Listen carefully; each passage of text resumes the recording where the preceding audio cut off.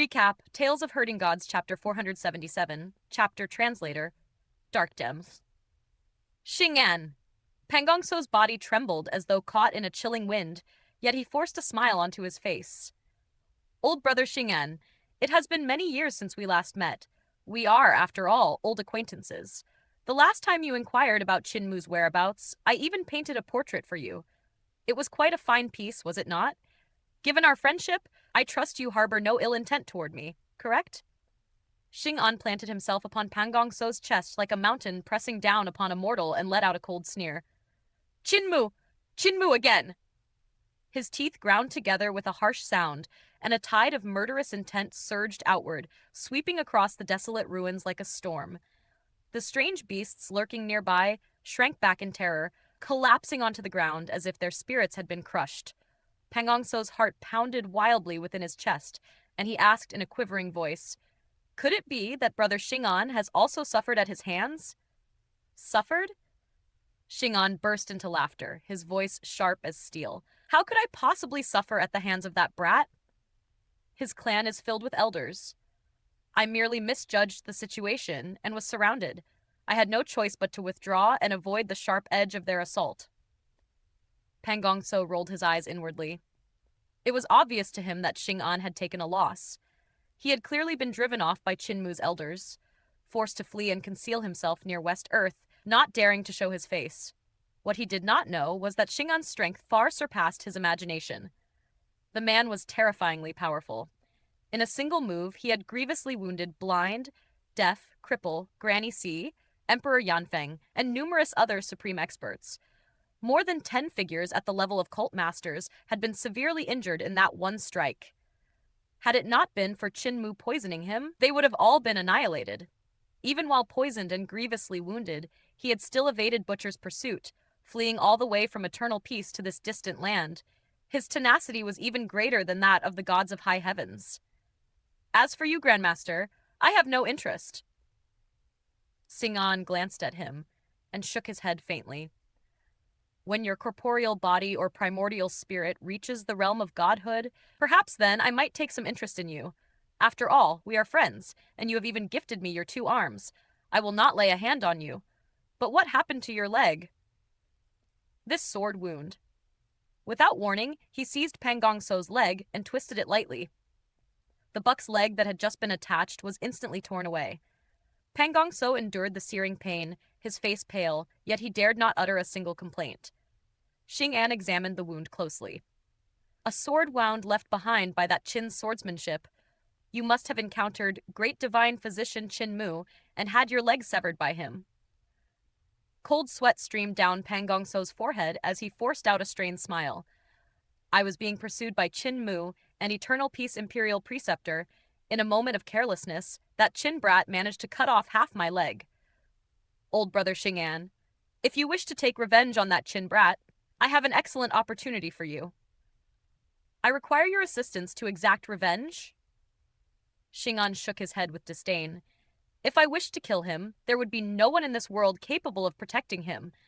Where is he? I have heard that Eternal Peace Imperial Preceptor is also quite formidable. I could conveniently take a few items from his corpse along the way. Pan Gongso smiled faintly. I do not know his current location, but I do know his destination. He intends to travel to Yin Mountain to seek out my master's primordial spirit. Eternal Peace Imperial Preceptor follows closely behind him, so he will surely appear there as well. Xing'an's interest was immediately piqued. Your master's primordial spirit? You once paid your respects to me and nearly took my life. That divine apparition, was it your master's primordial spirit? Pan Gongso's heart tightened, and he hurriedly explained.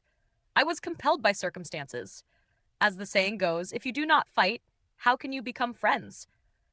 If I had not clashed with old brother Xing'an back then, how could I have had the fortune of knowing you?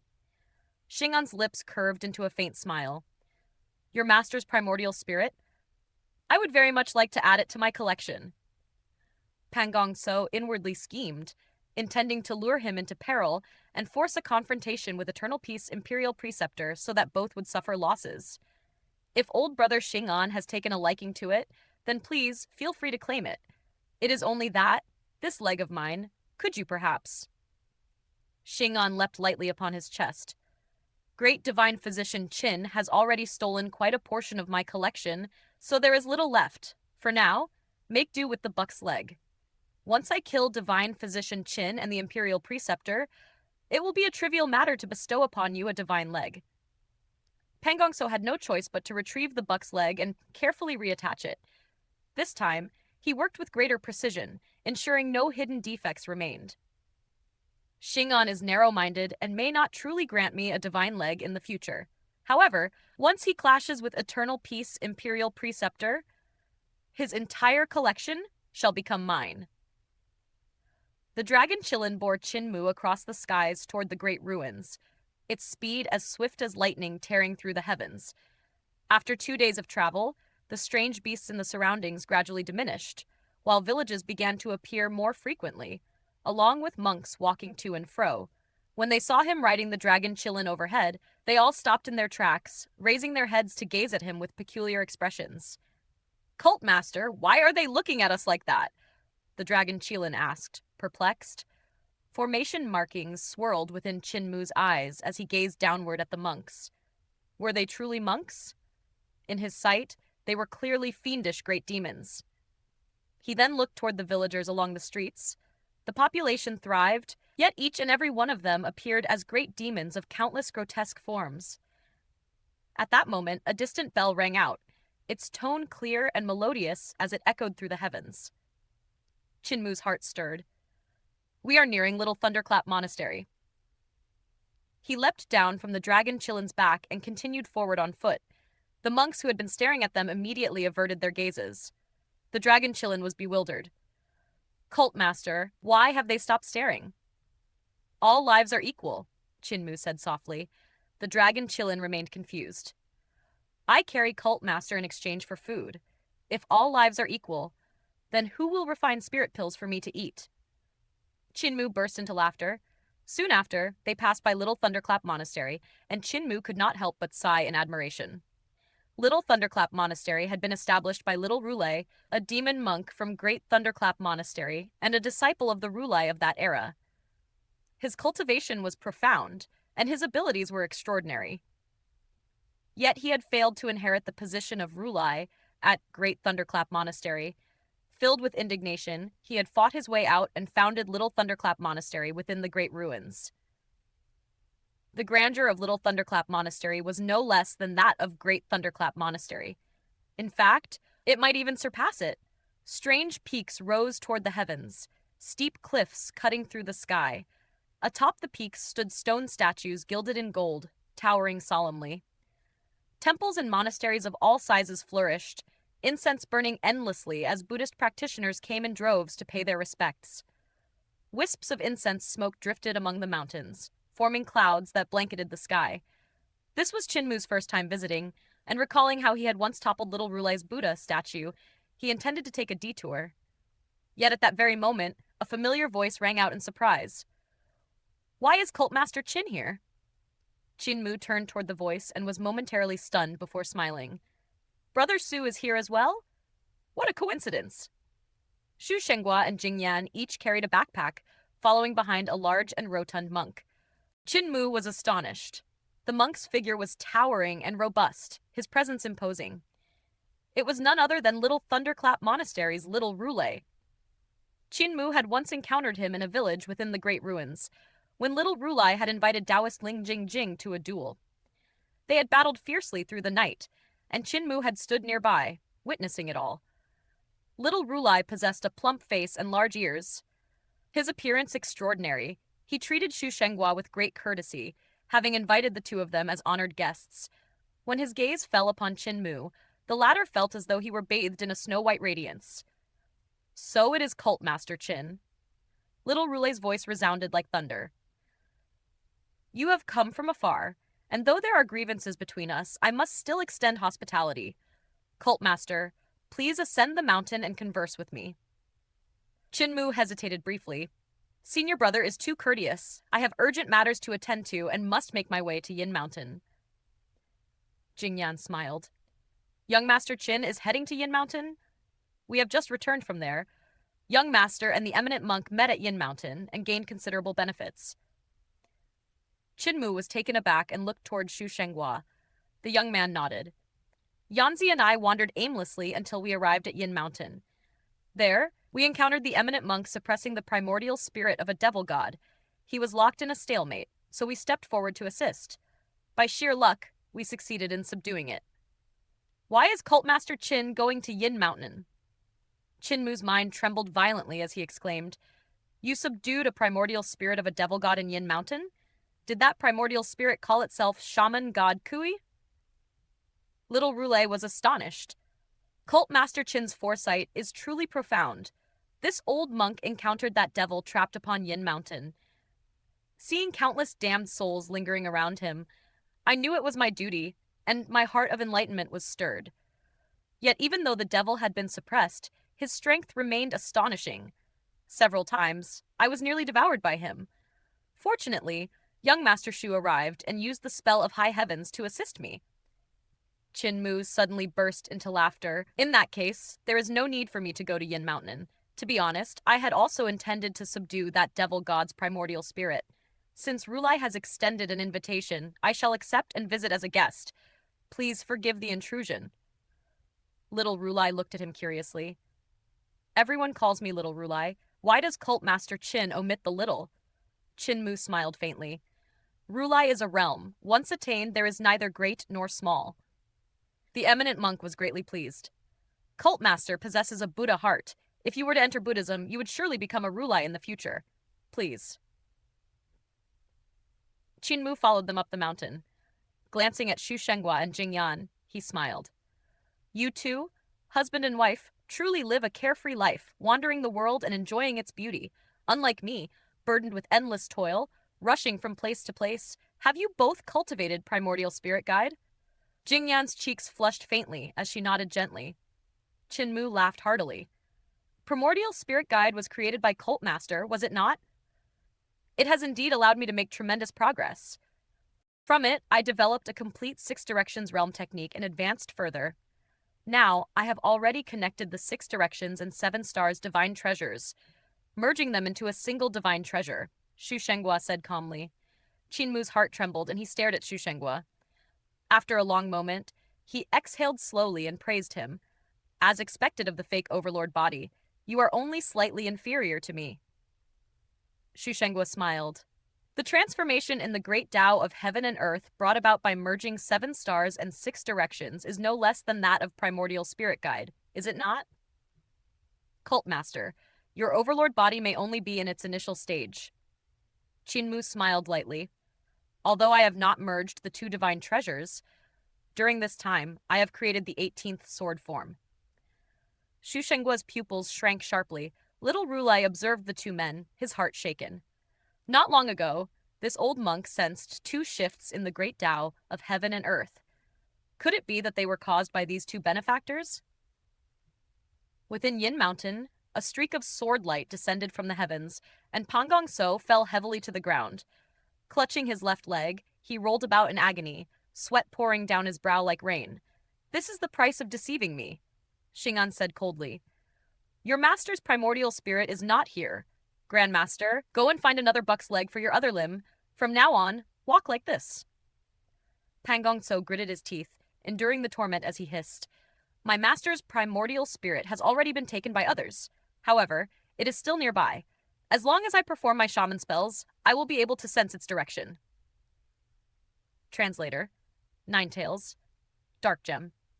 Chinmu swept his gaze across the expanse of Little Thunderclap Monastery, his eyes as sharp as a blade observing every detail, and discovered that most of the arrangements bore striking resemblance to those within Great Thunderclap Monastery. After all, Little Thunderclap Monastery had only risen for a few hundred years.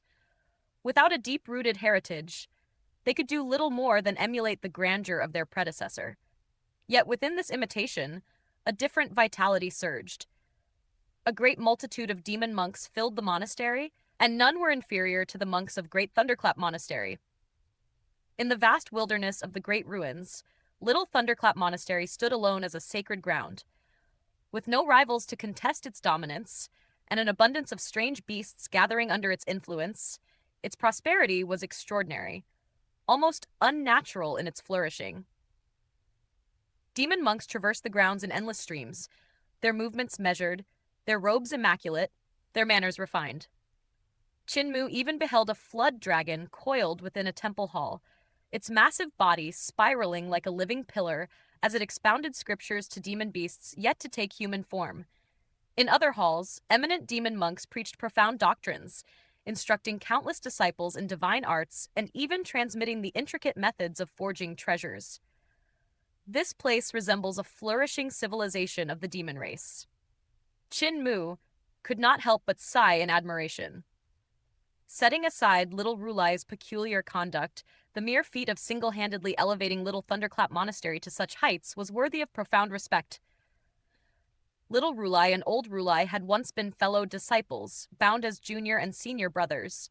Though their ages were nearly the same, Old Rulai's life had reached its end, and he had perished in battle upon the god-broken mountain range.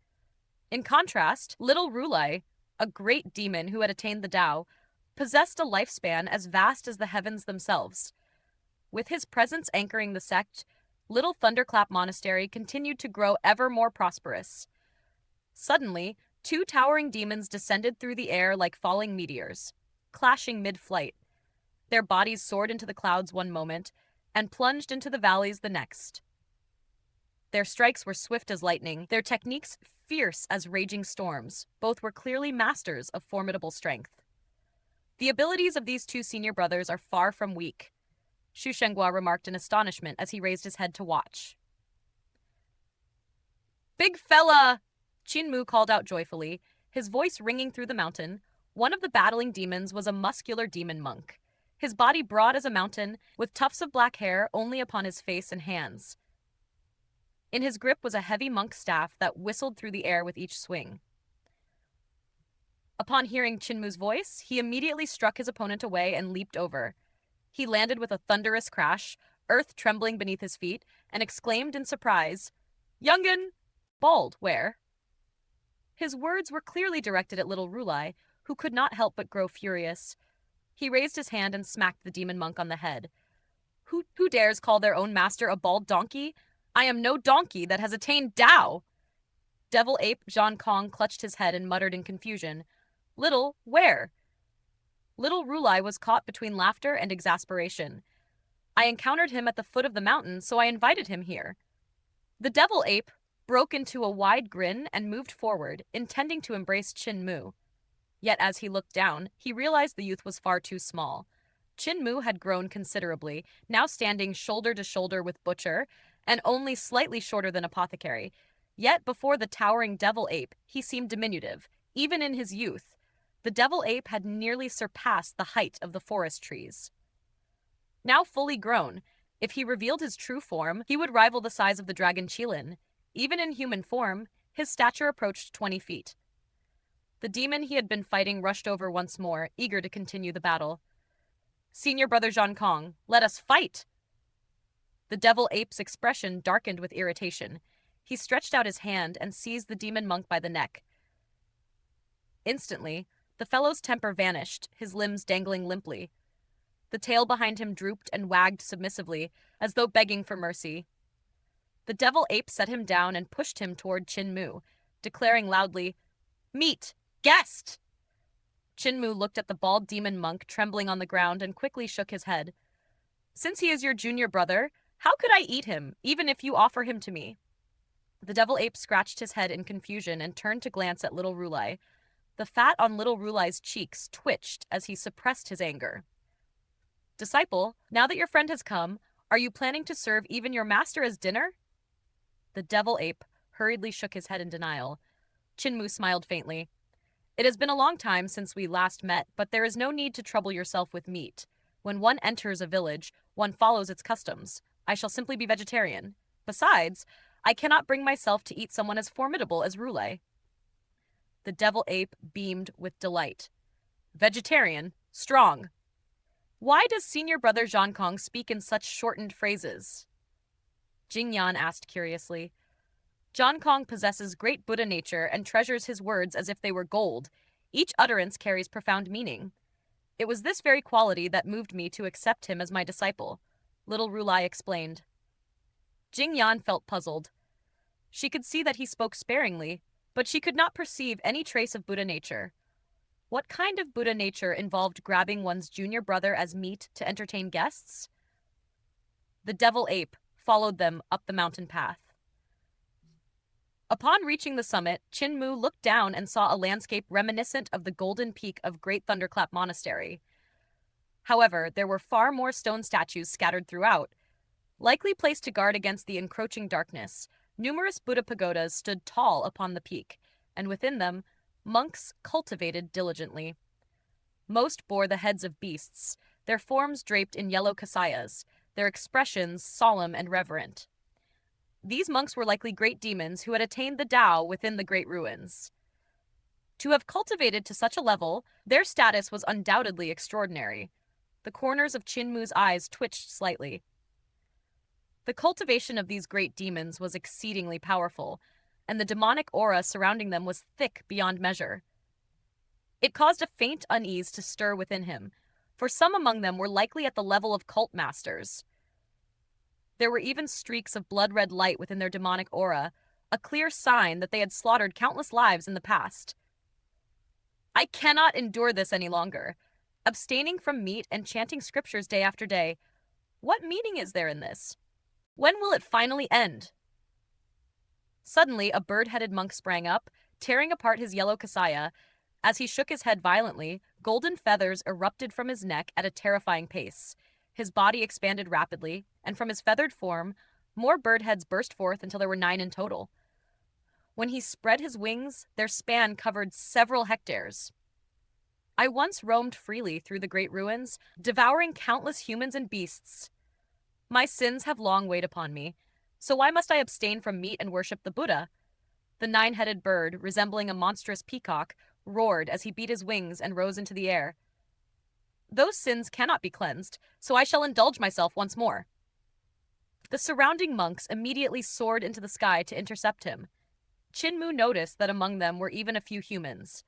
They joined forces to suppress the 9-headed peacock, shouting, "Senior Brother Ming, your heart devil has taken control again. Awaken at once. Do not let 1,000 years of cultivation be destroyed by a single misstep." Through concerted effort, the monks finally subdued the 9-headed peacock.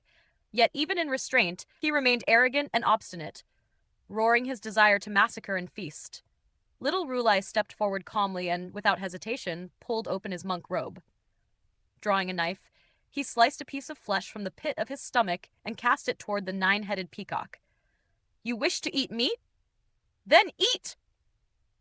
The 9-headed peacock radiated a fierce aura as one of its heads snapped forward, catching the flesh and swallowing it whole. The remaining 8 heads cried out in unison, "Rulai, you must satisfy all of us. How can a single piece suffice?" The other 8 mouths remained hungry. Without a word, little Rulai sliced off 8 more pieces of flesh and flung them forward. Each head seized a portion and devoured it greedily. The devil ape's eyes gleamed with excitement as he whispered, "Little meat guest." Little Rulai shot him a glare, and the devil ape scratched his head sheepishly. Despite devouring the 9 pieces of flesh, the 9-headed peacock could not digest them. It began to cough violently. After a moment, one of its heads opened its beak and expelled a small peacock. Then another followed. It coughed 9 times in succession, and with each heave a small peacock emerged. These little creatures stumbled about aimlessly before suddenly merging together, fusing into a single 9-headed peacock. As it settled down, the feathers upon its tail spread open like a radiant fan. The great peacock gazed upon the small peacock on the ground, and its heart trembled violently. Its demonic nature faded in an instant, and it reverted to the form of a bird-headed monk. Sitting cross-legged, he radiated a serene glow as Buddha light illuminated his face. With a gentle smile, he said, "Only today have I understood that all living beings are like myself. Senior Brother Rulai, I thank you." "Excellent." Little Rulai closed his robe and spoke. "Senior Brother Ming, remaining upon the mountain offers no benefit to cultivation.